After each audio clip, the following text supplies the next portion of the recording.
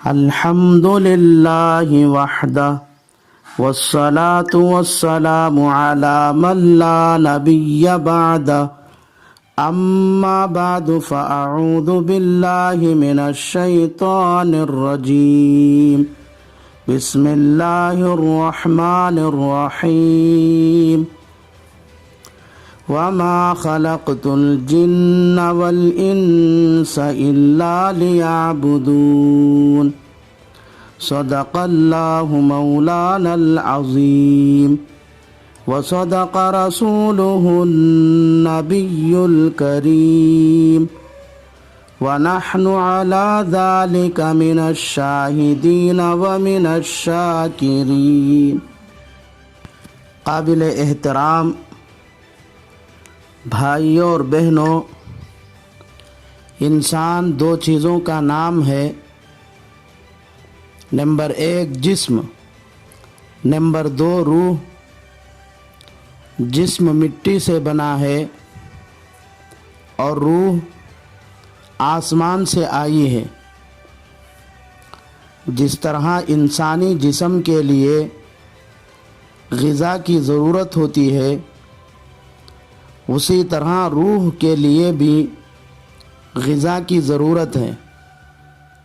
اور اللہ نے چونکہ انسانی جسم مٹی سے بنا ہے، اس لیے جسم کی غذا کا انتظام بھی مٹی ہی سے فرمایا. جیسے انسان کی غذائی چیزیں چاہے اناج، گیہوں، چاول، جوار، باجرہ، راگی وغیرہ ہو، یا میوہ پھل فروٹ، امرود، سیب، انگور، کیلا وغیرہ ہو، یا سبزی ٹماٹر، آلو، بیگن، مولی، گاجر وغیرہ، یہ سب کی سب مٹی ہی سے پیدا ہوتی ہیں. گویا کہ اللہ نے مٹی سے بنے ہوئے جسم کے لیے غذا کا انتظام بھی مٹی ہی سے کیا ہے. لیکن چونکہ روح آسمان سے آئی ہے، اس لیے اس کے غذا کا انتظام بھی آسمان ہی سے کیا ہے.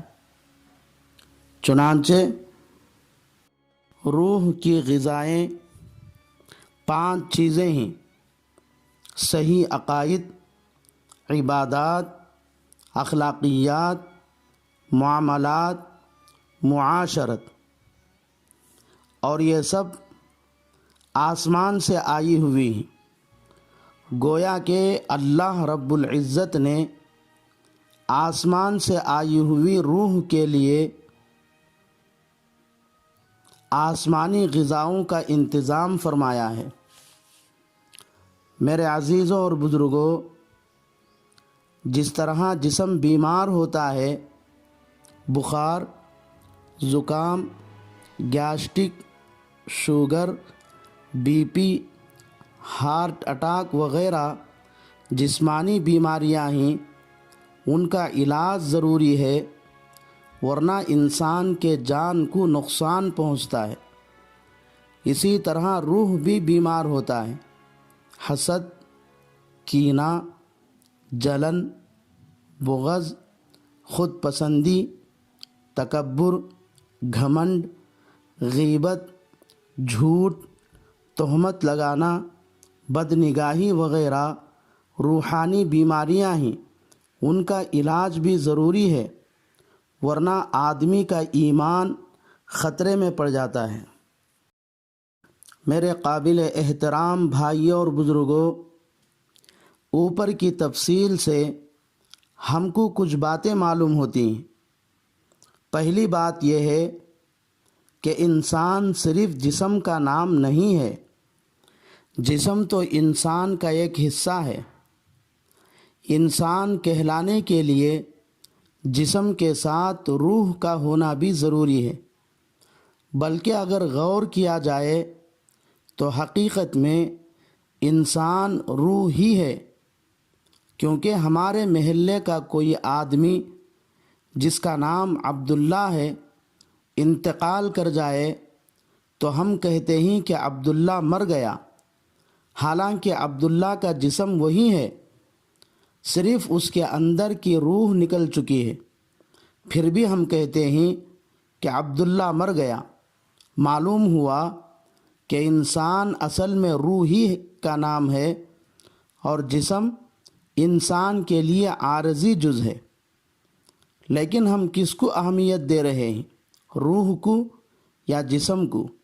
یقیناً ہم جسم کو اہمیت دے رہے ہیں اور روح کو بالکل بھلا بیٹھے ہیں۔ دوسری بات ہم کو یہ معلوم ہوتی ہے کہ جس طرح جسم کے لیے غذا کی ضرورت ہے، روح کے لیے بھی غذا کی ضرورت ہے۔ اگر جسم کو غذا نہ دی جائے یا غذا تو دی جائے مگر اس کو جتنی ضرورت ہے اتنی نہ دی جائے تو جسم کمزور ہو کر مختلف بیماریوں کا شکار ہو جاتا ہے۔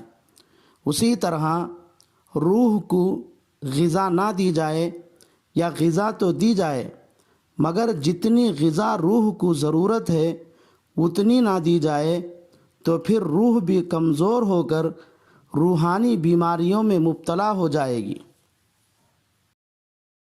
جسم کے لیے دن رات میں صرف 3 وقت غذا کی ضرورت ہوتی ہے، لیکن روح کے لیے چونکہ وہ اصل ہے، روزانہ 5 وقت غذا کی ضرورت ہے۔ ہم جسم کو 3 وقت کیا، اگر صبح اٹھنے سے لے کر رات سونے تک کبھی چائے، کبھی ناشتہ، کبھی ٹھنڈا، کبھی چھاچھ، کبھی شربت، کبھی پھل فروٹ، کبھی جوس لسی، وقتاً فوقتاً کچھ نہ کچھ چلتا ہی رہتا ہے۔ اگر تمام چیزوں کا حساب لگا لیا جائے تو 3 کیا 30 ہو جائیں گے۔ لیکن ہم میں کتنے مسلمان ہیں جو روح کو روزانہ 5 مرتبہ نہیں، کم از کم 1 مرتبہ تو غذا پہنچا رہے ہیں؟ کتنے مسلمان ہیں جو جمعہ تک نہیں پڑھتے؟ کتنے مسلمان ہیں جو عید بقرعید بھی نہیں پڑھتے؟ پھر ہماری روح کتنی کمزور ہو گئی ہوگی۔